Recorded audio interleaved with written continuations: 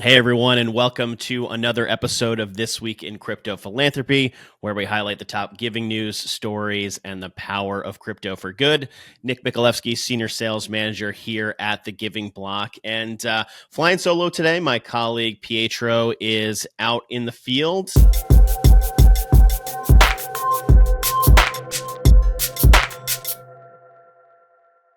So today we are very excited because we have another special guest in our series. In fact, even more special because this is the return of our first ever guest on the podcast. So everyone, please welcome Eva Velasquez, President and CEO of the Identity Theft Resource Center, the ITRC. Eva, thanks so much for joining. Oh, it's such an honor to be here and to be the first recurring guest. Absolutely. And we even said, it would be great to have you back. And we were always hoping that we would do this.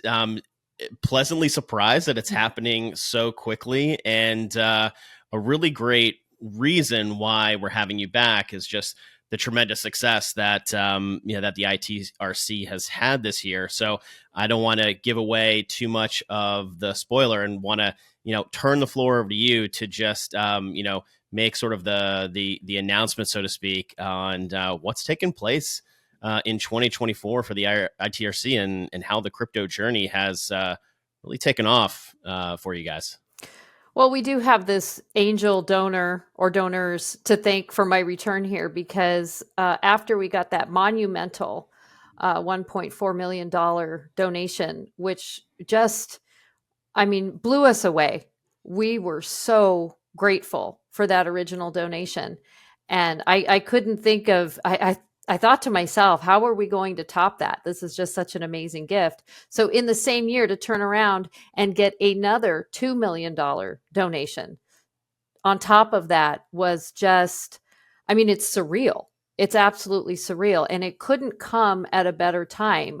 I know we'll talk a little bit about this and get into it in more detail, but there's so much uncertainty for NGOs out there right now, especially those of us who are heavily reliant on federal funds and grant funding. Receiving gifts like this is an absolute game changer. There's such real world impact on identity crimes and identity crime victimization when we have these leaders in the crypto community and the crypto philanthropy space that are stepping up to be part of the solution. Yeah, and before we come back to what's going on today, and there's a lot to say around that. If you could give everybody who's listening just a quick kind of reminder on the kind of work the ITRC does, and from that initial donation, which came back, I think, around summertime, what that has allowed you guys to do, or what that first donation, kind of unlocked before the next one came about. Well, for those of you listening that aren't familiar with us, the ITRC is a 501c3 nonprofit. We've been around for 25 years. And in a nutshell, our mission is to help prevent and help the recovery for victims of identity crimes. So we do a lot of work in the educational and preventative space so we can have less people being victimized by identity crimes. And that's a very broad category. So I'm talking about identity theft, so theft of credentials, data breaches, scams. I'm talking about identity misuse, and that's in all sectors, medical, criminal, financial, government benefits. And then again, a lot of the various scams that are out there, we're dealing with all of those. So we not only educate folks to look for the red flags and to protect themselves, but when the worst does happen, we have a contact center staffed by trauma-informed professionals who are advisors and will walk the victim through that entire process from start to finish over the long haul. And all of those services are provided to the public at no cost. So it's free to them. And that's why we are reliant on donations, government funding, sponsorships, all of those types of revenue streams, because we never will charge victims when they need our help, especially the victims. They're dealing with a financial crime. They've just had their livelihood and their income deeply, deeply impacted. So asking them to pay out of pocket for the help that they need, that just doesn't work for us. And so it's when we look to the community to help support those efforts, that's why it's so vitally important. Yeah, and I think I remember, when this first donation was made, there were some thoughts around this might help us do X and Y, and maybe staff up in certain areas. How did that play out? You're really curious to know how your capabilities were augmented or enhanced. Well, we're being very thoughtful in how we're going to use these dollars to support our mission. And part of what we want to continue to do was not just go broader. We didn't want to be a mile wide and an inch deep. We wanted to train our staff on to go deeper and to be able to provide more support to each individual. And we have started down that path. So there's been some internal training programs. We did hire some additional staff, but it has been a little bit more methodical just because we wanted to really honor this gift and make sure that we're being very thoughtful.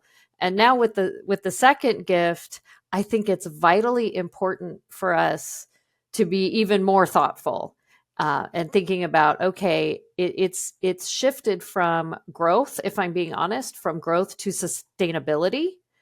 But that is critically important because people need these resources. When they become victims, they need that help right away.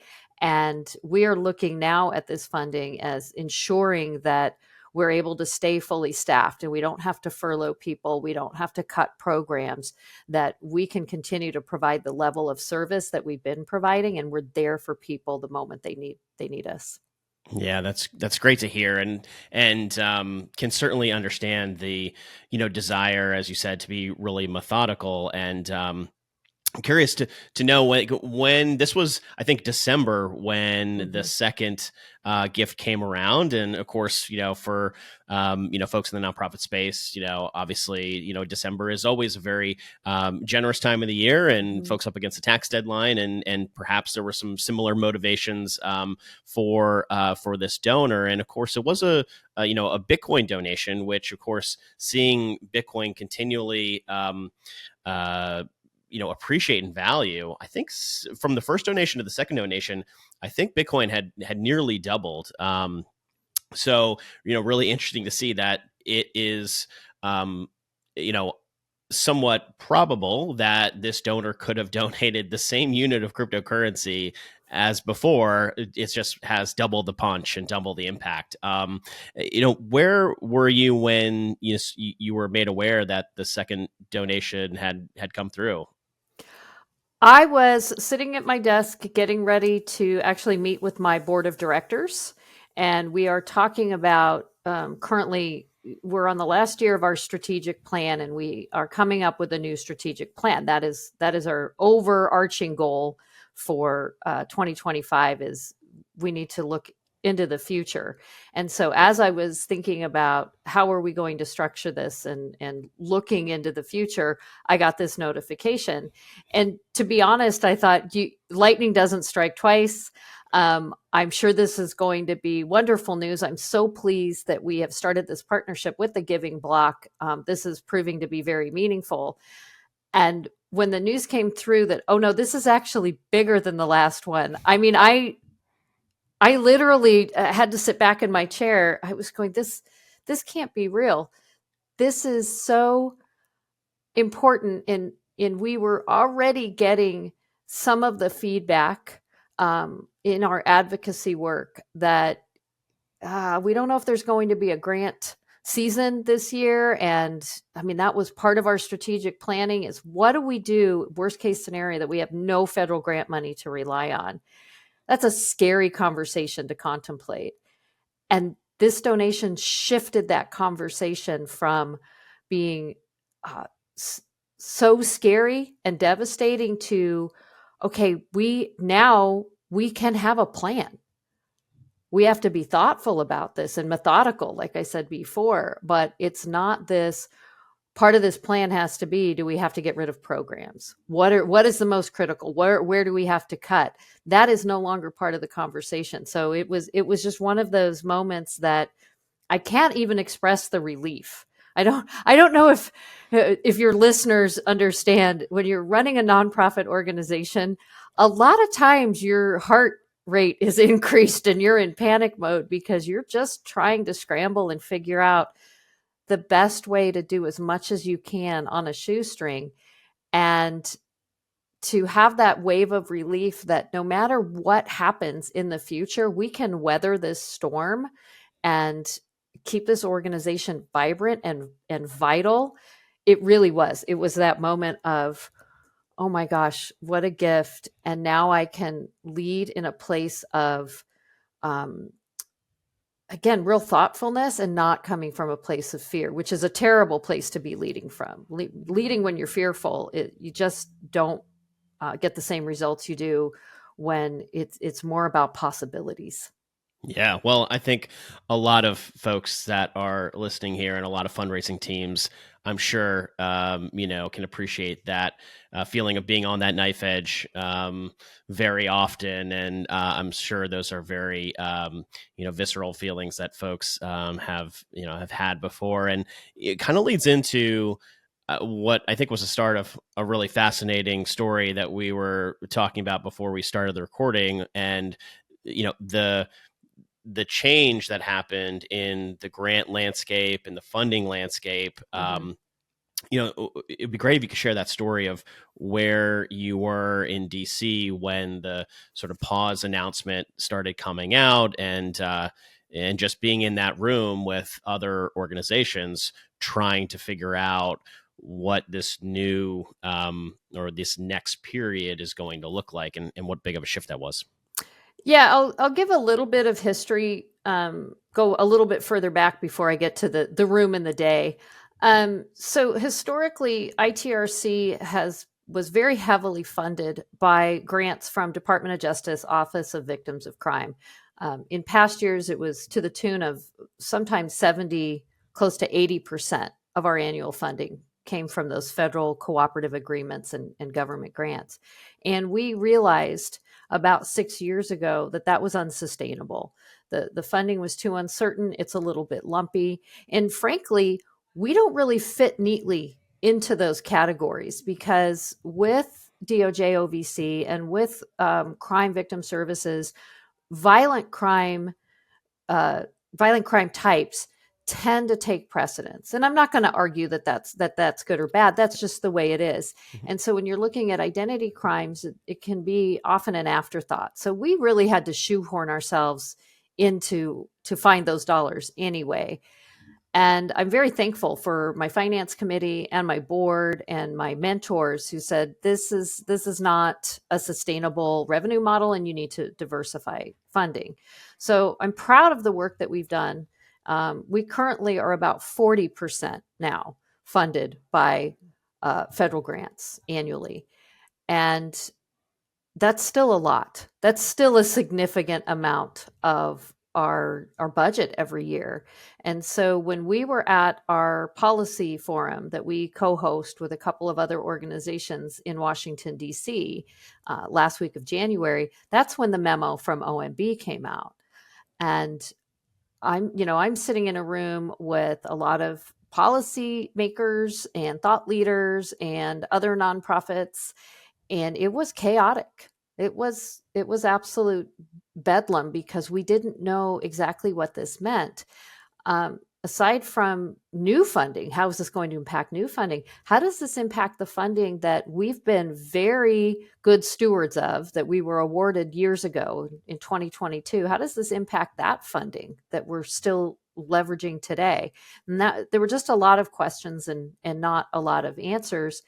And truly, leaders started talking about, okay, who do we have to furlough?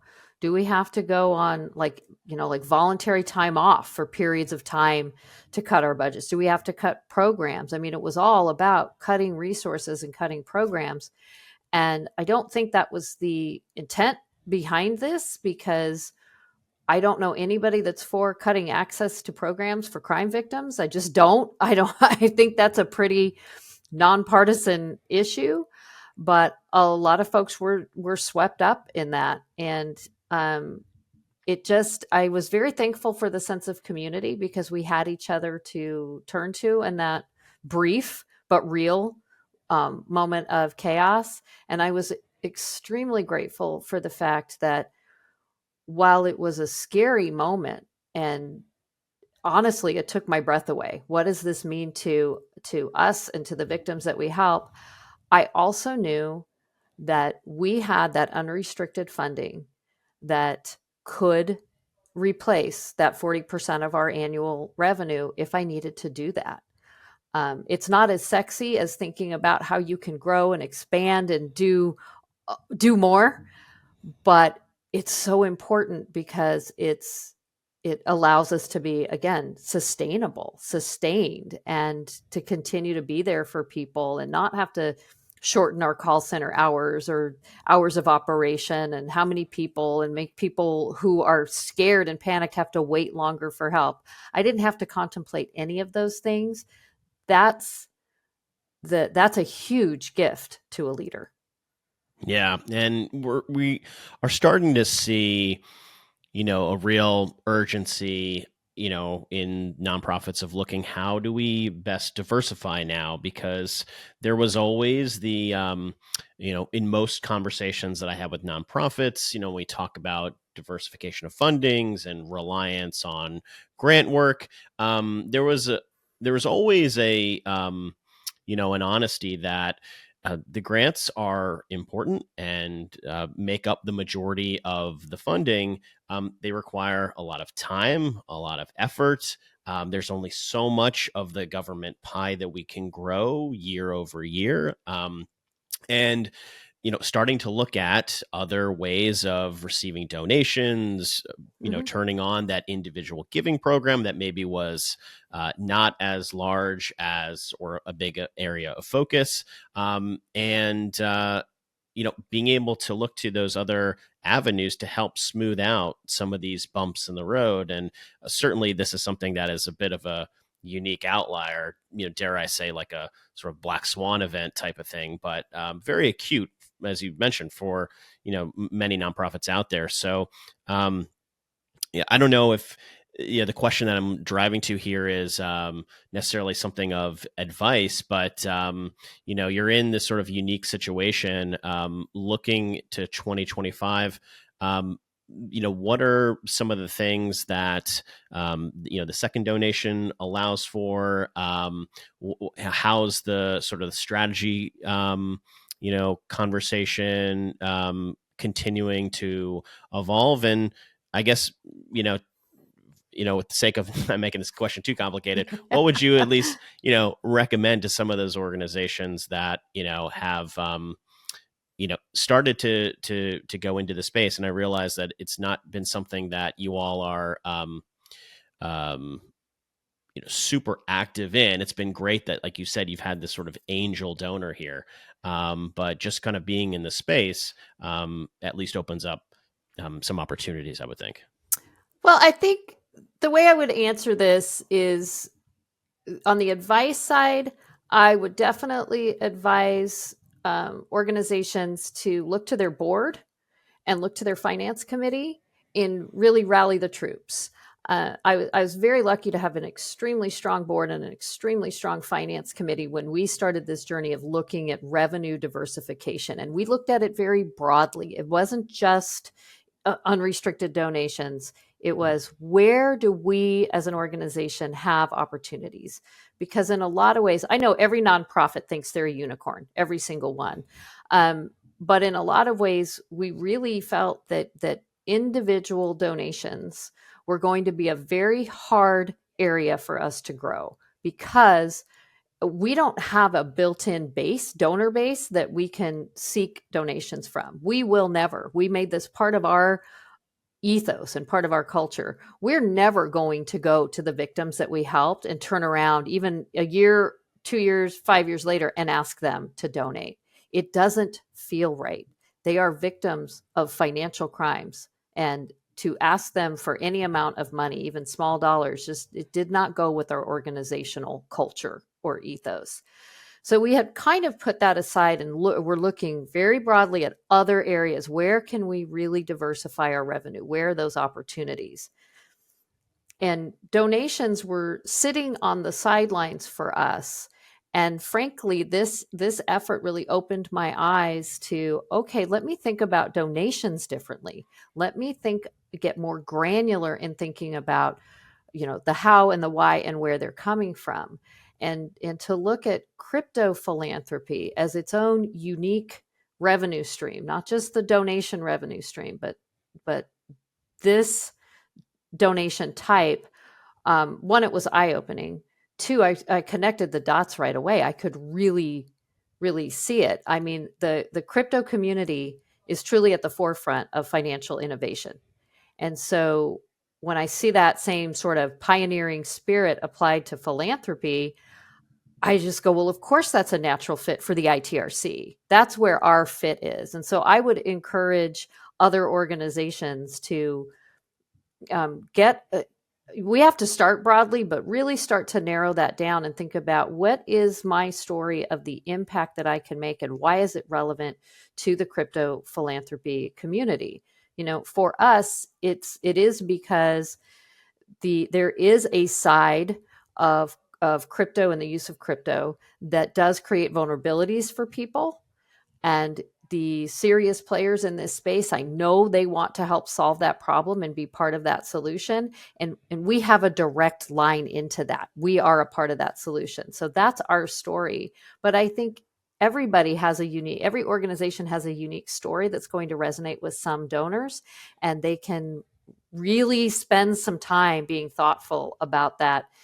In addition to also thinking about, when we're talking about diversifying revenue, where are the other opportunities? What are some of the other places that we can seek to keep our organizations vibrant? And it's not a short, it's not one or two conversations. It's an ongoing part of your process. I mean, I have these conversations once a month with my finance committee where we talk about what's our splits, what are we doing, what else can we be doing, where do we need to be that we are not currently. And instead of having like three major buckets, we actually have much smaller revenue streams, but they add up to something big. Yep.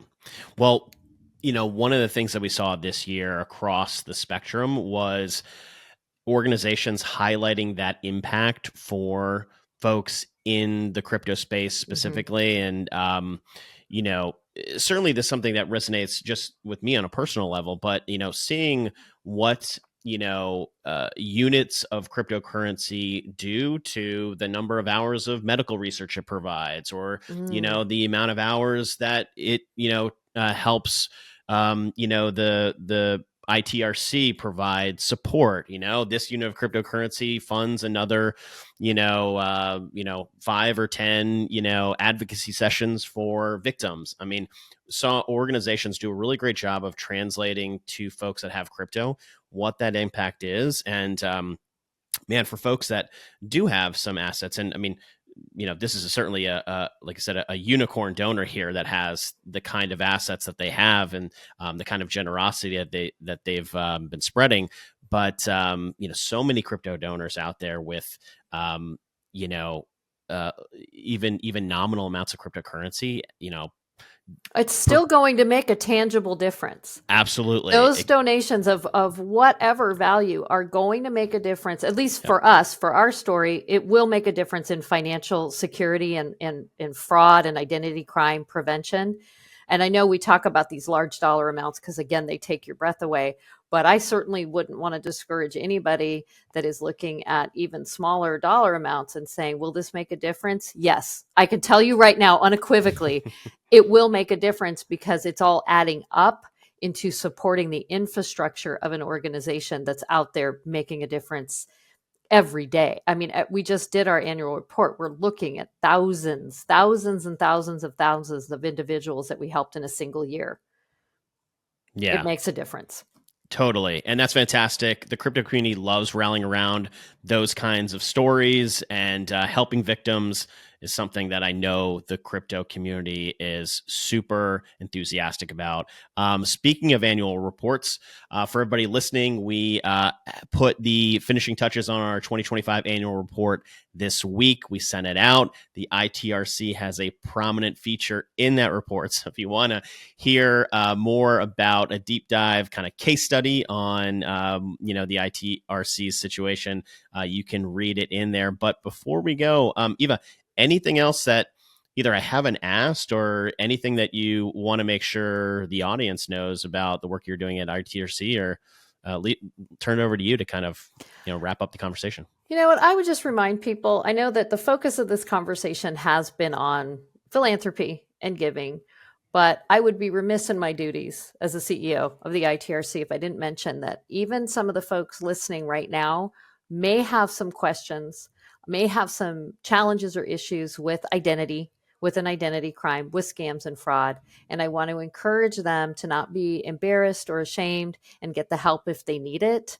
So anybody that's listening, if you have an issue that you're dealing with where we can help, I just want to encourage people to reach out to us, call our toll-free number, visit our website, live chat with us, text to chat. I mean, you can talk to us any way you want to. I'm trying to get carrier pigeon, and we'll any way you want to engage. So I just really want to end on that note, encouraging people if they need the help, even savvy professionals. This is an insidious and complex crime type, and it touches all aspects of our life and our particularly our digital engagements. So we're here to help, here to serve. Perfect way to end the conversation. So, Eva, thanks so much for joining. We hope again that we have you back. I hope this donor or group of donors continues to shine down on some victim support. But thanks so much for joining us again, and to everybody else, we will see you next week.